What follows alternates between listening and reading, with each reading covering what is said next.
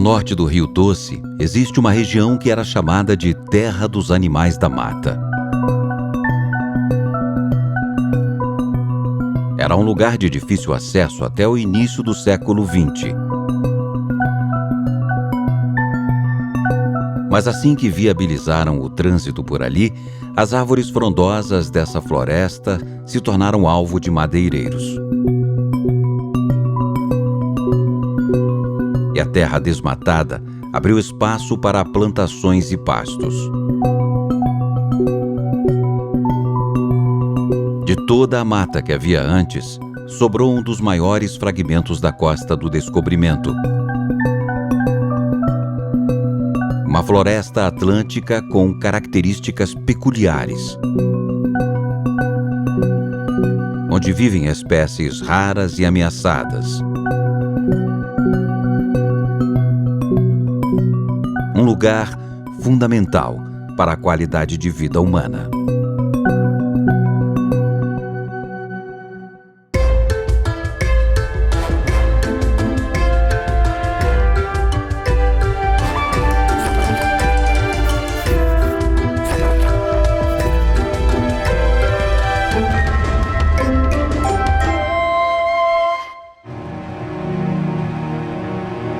Chegamos num dia meio chuvoso. Mesmo da estrada, somos surpreendidos pela dimensão das árvores desta floresta, que surge para nós como um paredão verde no horizonte.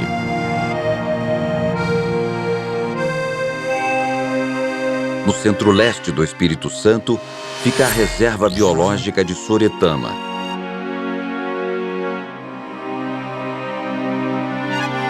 Criada em 1941, protege quase 28 mil hectares de matas de tabuleiro.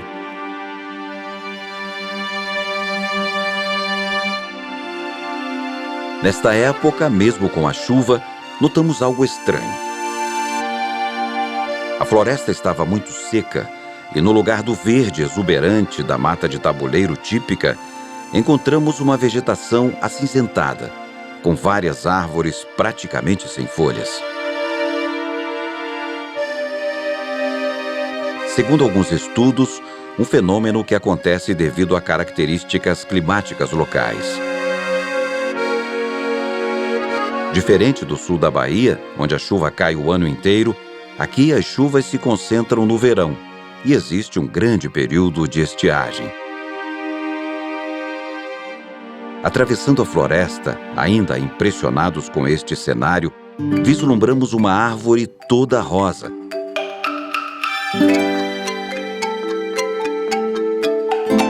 Uma não, várias.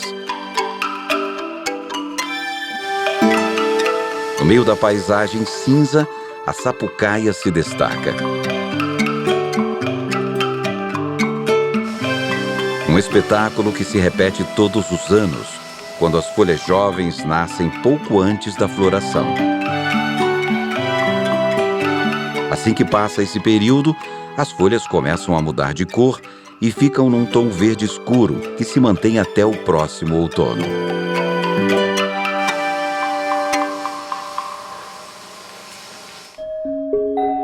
Numa árvore próxima, observamos um carcará.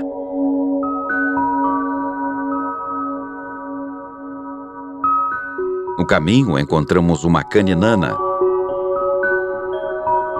É nesta época do ano, entre o fim da estação seca e o início da úmida, que este animal, em geral solitário, busca o sexo oposto para se reproduzir. Ali próximo, avistamos um gavião pedreza empoleirado, aguardando o melhor momento para ir à caça.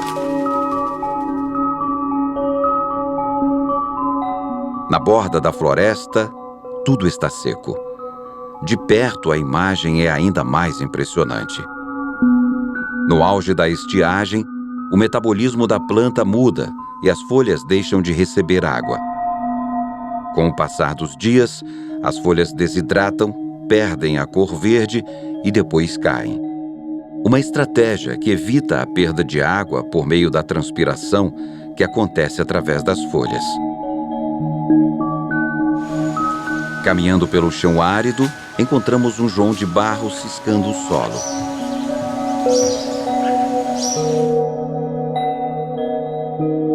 E passamos pelo leito seco de um córrego. Sem chuvas, a água se foi. Ficou a terra, ainda úmida, logo ocupada pela vegetação oportunista. No tronco de uma árvore, observamos uma casa de abelhas uruçu. A entrada da colônia costuma ser guardada por uma ou duas operárias. Se algum invasor passar por elas, terá que enfrentar um túnel repleto de sentinelas. Conquistar o ninho e os alimentos dessas abelhas não será nada fácil. Mais adiante, a mata estava um pouco mais verde.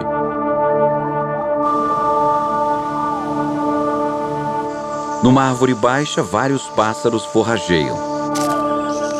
Entre eles, um furriel, ave encontrada tanto na Mata Atlântica quanto na floresta amazônica.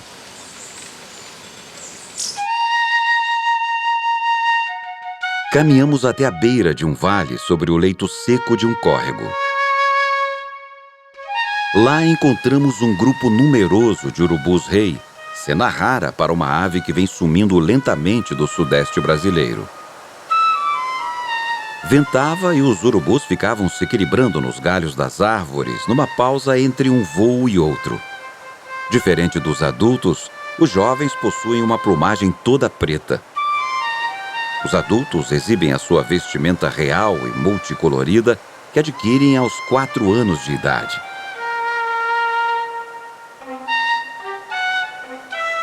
Com o final da tarde, retornamos. Na manhã seguinte, fomos para outro ponto da reserva.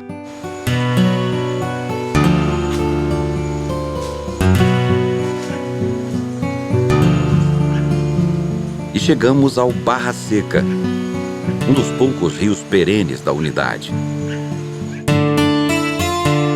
Este rio se junta ao córrego Cupido e forma a Lagoa do Macuco, que nesta época mais parece um imenso alagado.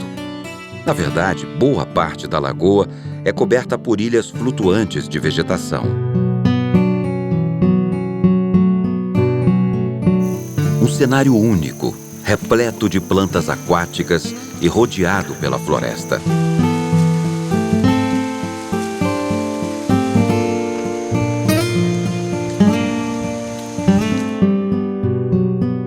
Neste ponto, Soretama faz divisa com a reserva natural da Vale. Somadas a outras 2 reservas particulares, essas unidades formam uma área contínua de mais de 50 mil hectares.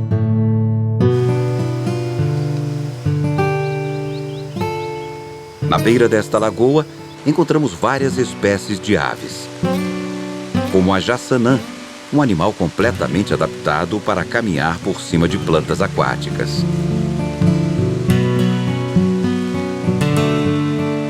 Neste ambiente, os anus pretos buscam insetos, anfíbios e até pequenas serpentes para comer.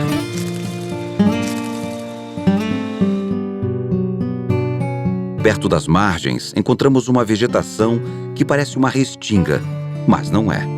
A mussununga é uma formação particular exclusiva da mata de tabuleiro e surge em solos arenosos distantes do litoral.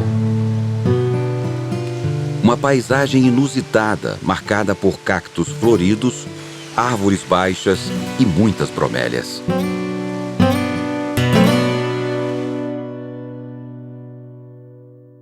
Neste local, câmeras especiais revelam a atividade de várias espécies de mamíferos que habitam a reserva. Uma jaguatirica macho atravessou a clareira.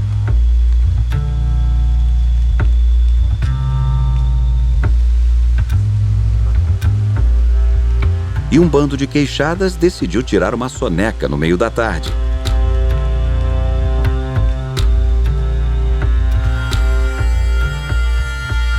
Nos afastamos da lagoa e entramos numa floresta que, apesar da seca, se mostra mais verde e densa do que outras áreas da reserva. Tal é sua exuberância na estação chuvosa, que é chamada de Mata Azul.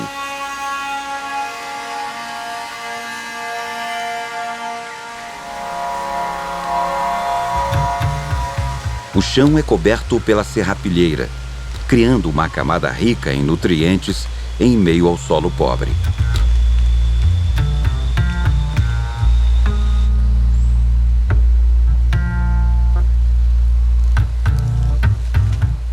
Transitando lentamente por este solo repleto de folhas e matéria orgânica, encontramos vários jabutis.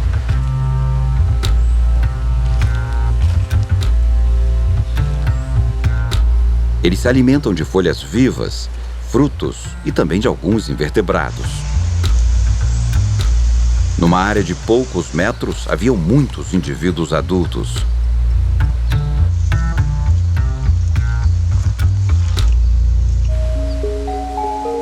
Mais para frente, observamos um coati macho fuçando o solo, também à procura de alimento. Os machos adultos são solitários a maior parte do ano, exceto na época de acasalamento. Nesta mata densa, ouvimos um canto potente.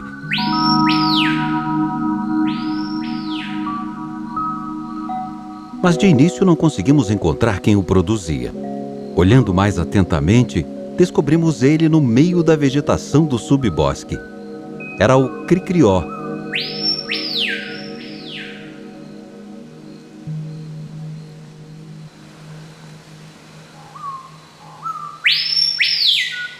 Esta ave também é encontrada na região norte do país, reforçando a tese que no passado distante, a mata de tabuleiro e a floresta amazônica podem ter sido uma floresta só.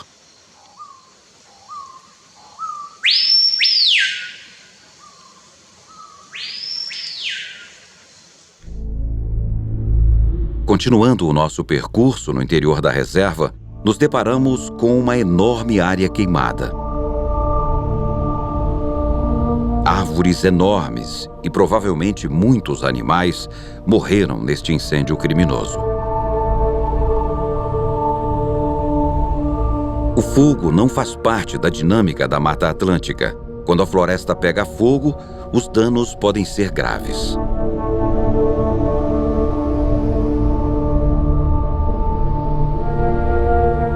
A recuperação é sempre muito lenta e algumas perdas podem ser irreversíveis.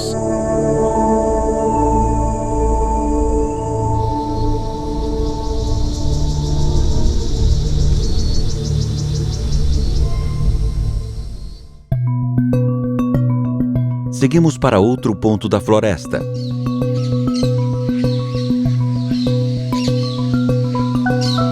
No caminho, avistamos um araçari de bico branco.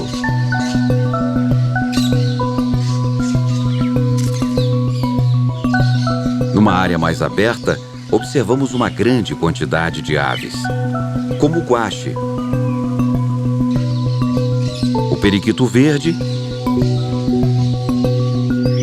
e o suiriri.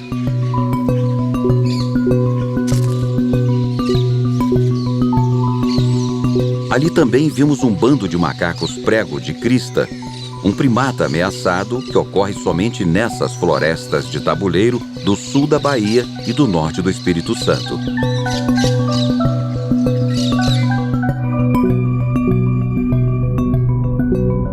Chegamos à rodovia BR-101, que corta a unidade. Milhares de carros passam por aqui todos os dias, e muitos não respeitam os limites de velocidade.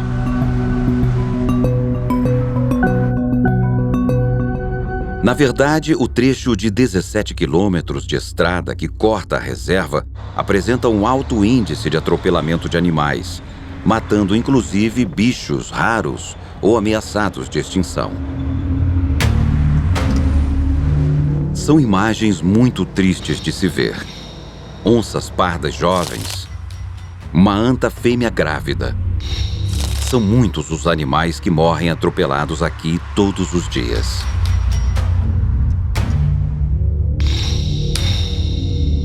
Em alguns pontos, túneis foram construídos para facilitar a travessia dos bichos.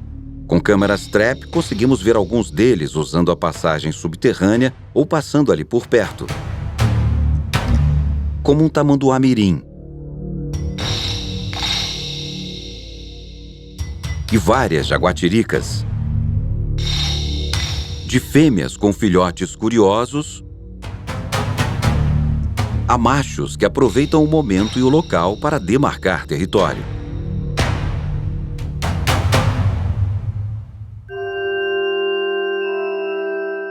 Entramos pela floresta à procura de uma ave emblemática e chegamos perto de uma árvore enorme que se destaca no dossel da floresta. No alto dela, um ninho igualmente grande, de um animal cada vez mais escasso na Mata Atlântica, a arpia. Esperamos um tempo, mas o pássaro não apareceu. Este ninho é utilizado por um filhote de arpia quase adulto, mas só conseguimos vê-lo com câmeras especiais. Depois que começa a voar, por volta dos 6 meses de vida, o filhote pode levar até 2 anos antes de deixar de vez o lugar onde nasceu. Utilizando quase sempre o mesmo ninho, as arpias criam um profundo conhecimento sobre o território que habitam. Por isso, a redução de áreas florestais afeta tanto essa espécie.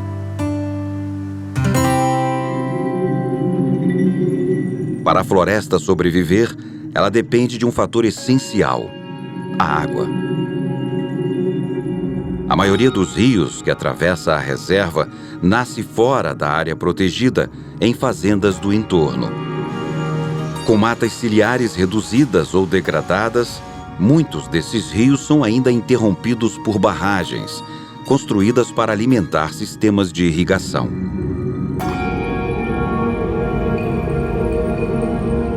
A utilização desse processo aqui cresceu muito nas últimas décadas, numa proporção bem maior do que no restante do Brasil. Será que isso não pode estar afetando a saúde dessa floresta? Na última grande seca, quase 1/5 das árvores morreu.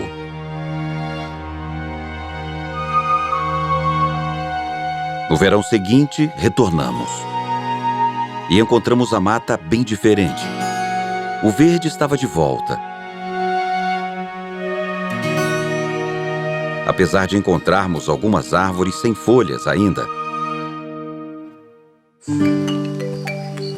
Caminhando pela floresta, encontramos o maracujá do mato. A flor dessa planta é exuberante.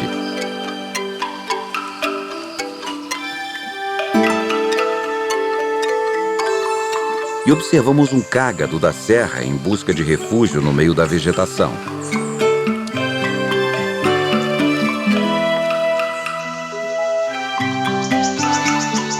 Um surucuá de barriga amarela limpava o bico e se preparava para capturar um inseto voador.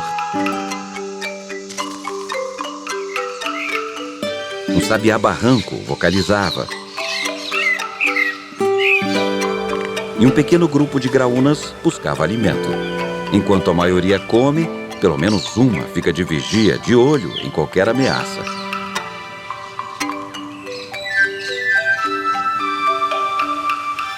Nesse trecho da reserva, vimos também um casal de cardeais do Nordeste.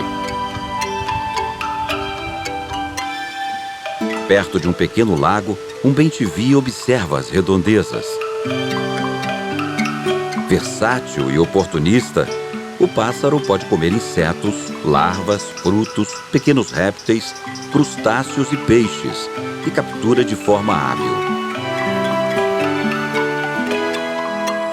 Num barco abandonado, 2 lavadeiras mascaradas pareciam brincar, mas estavam, na verdade, procurando insetos para comer.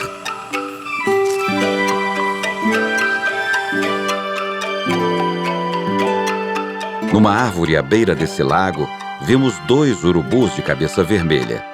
De todas as espécies de urubu, os de cabeça vermelha são os mais eficazes na hora de buscar alimento. Além da visão aguçada, esta espécie tem um olfato capaz de encontrar carniça no interior da mata fechada.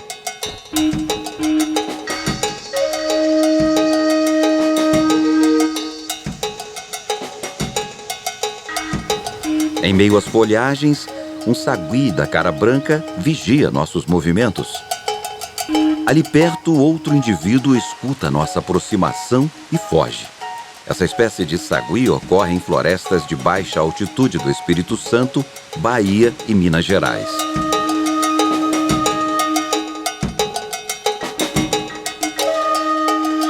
Com câmeras especiais, conseguimos ver outros moradores dessa floresta ameaçada, como um gato mourisco, um veado catingueiro e um bando de caititus que pode chegar a ter dezenas de indivíduos. Com esse equipamento, conseguimos imagens de habitantes pouco vistos e completamente noturnos, como os mão-peladas e as antas.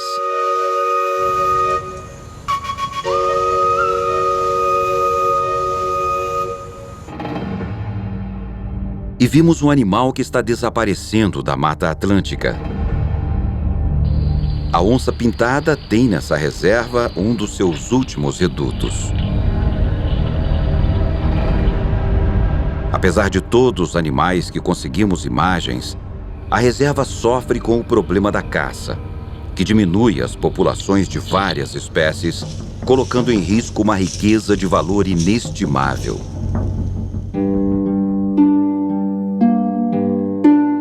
Esse lugar único, a maior área contínua de floresta atlântica do estado do Espírito Santo,